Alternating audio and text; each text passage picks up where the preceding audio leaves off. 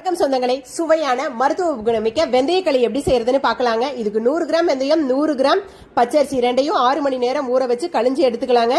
இதை இப்ப மிக்ஸி ஜார்ல போட்டு அரைக்கலாம். கொஞ்சம் கொஞ்சமா தண்ணி சேர்த்து அரைச்சுக்கலாங்க. இந்த மாதிரி நைஸா அரைச்சு எடுத்துக்கலாங்க.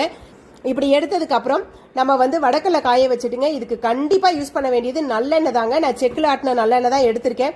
ஃபர்ஸ்ட் இதை வடக்கல்ல சுத்தி ஊத்திக்கலாங்க. அப்பதான் நம்ம களி கிண்டும் போது அது ஒட்டாம வரும். இந்த மாதிரி எண்ணெயை ஃபுல்லா ஊத்திட்டுங்க.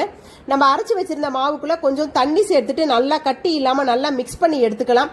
அப்படி மிக்ஸ் பண்ணி எடுத்ததுக்கு அப்புறம் பாத்தீங்க அப்படின்னா இதை நம்ம வடக்கல்ல சேர்த்துக்கலாங்க. இந்த மிக்ஸ் பண்ணும்போது நல்லா மிக்ஸ் பண்ணிக்கிங்க. அப்பதான் நமக்கு ஈஸியா இருக்கும் கிளறதுக்கு. இந்த மாதிரி சேர்த்துக்கலாங்க.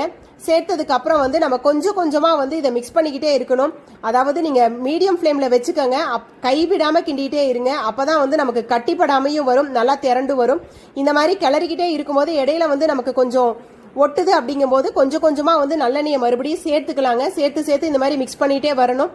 இப்ப நல்லா வெந்து வந்துருச்சான்னு நம்ம தெரிஞ்சுக்கிறதுக்காக ஒரு தண்ணியில நம்ம கையை நனைச்சிட்டுங்க உள்ள விட்டோம் அப்படின்னா இந்த மாதிரி ஒட்டாம வருங்க. அப்போ நமக்கு களி வெந்துருச்சுன்னு அர்த்தம்.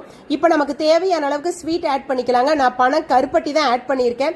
நீங்க இதுக்கு பதிலாக நாட்டு சர்க்கரை அல்லது பனை கற்கண்டு கூட ஆட் பண்ணிக்கலாம். அதையும் சேர்த்துட்டு நல்லா அதே மாதிரி திரும்ப கொஞ்சம் கொஞ்சமா ஆயில் சேர்த்துட்டுங்க நல்லா மிக்ஸ் பண்ணிக்கிட்டே இருக்கலாங்க. இதுல கலக்கிறது ரொம்ப முக்கியம். பதம் கரெக்டா வருங்க. இந்த மாதிரி பதம் வந்ததுக்கு அப்புறம் நம்ம ஆஃப் பண்ணி எடுத்துக்கலாங்க. இதை ஒரு 1 வீக் வரைக்குமே நம்ம தனியா வெளியிலேயே வச்சு யூஸ் பண்ணிக்கலாங்க. ஈரமோ அல்லது ஏதாவது தண்ணியோ அதுக்குள்ள படாம பாத்துக்கிட்டோம்னா போதுங்க. டெலிவரி ஆனவங்க இதை சாப்பிடலாங்க. அதே மாதிரி ஏஜ் அட்டென்ட் பண்ண குழந்தைங்களுக்கு ரொம்ப நல்லது.